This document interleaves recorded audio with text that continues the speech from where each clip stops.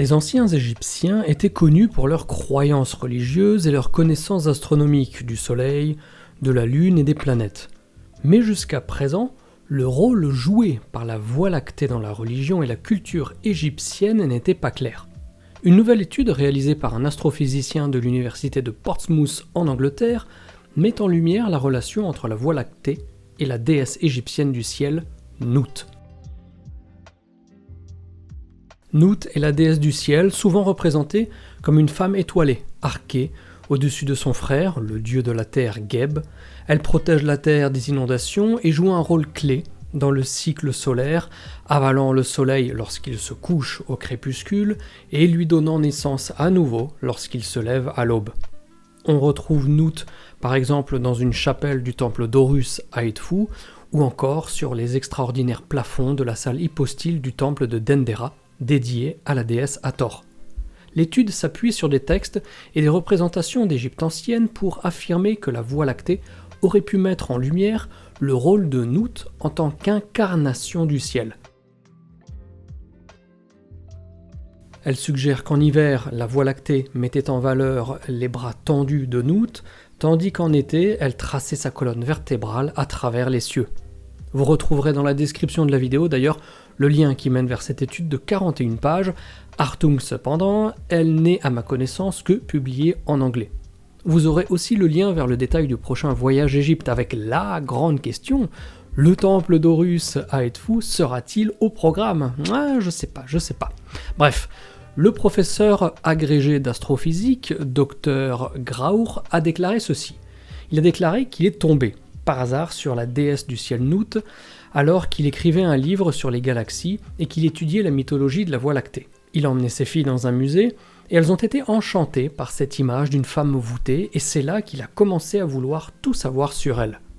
Cela a éveillé mon intérêt, poursuit-il, et j'ai décidé de combiner l'astronomie et l'égyptologie pour faire une double analyse, astronomique et interculturelle, de la déesse du ciel Nout et déterminer si elle pouvait réellement être liée à la Voie lactée. Le docteur Graur s'est appuyé sur une riche collection de sources anciennes, notamment les textes des pyramides, les textes des sarcophages, ainsi que le livre de Nout, et les a comparés à des simulations sophistiquées du ciel nocturne à l'époque de l'Égypte ancienne. Il a trouvé des preuves irréfutables que la Voie lactée mettait en évidence la présence divine de Nout. En outre, le docteur Graur a relié les croyances égyptiennes à celles d'autres cultures, montrant des similitudes dans la manière dont différentes sociétés interprètent la Voie lactée.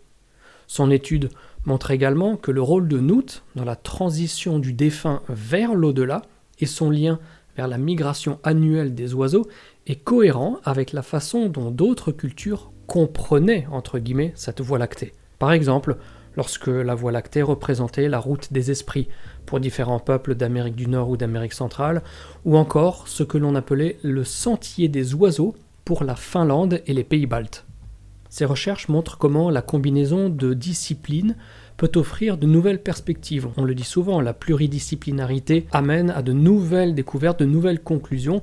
Bref, comment la combinaison de disciplines peut offrir de nouvelles perspectives sur les croyances anciennes et mettre en évidence comment l'astronomie a toujours relié l'humanité à travers les cultures, la géographie et le temps. Il précise en outre que cet article est un début passionnant pour un projet plus vaste visant à cataloguer et à étudier la mythologie multiculturelle de la Voie lactée.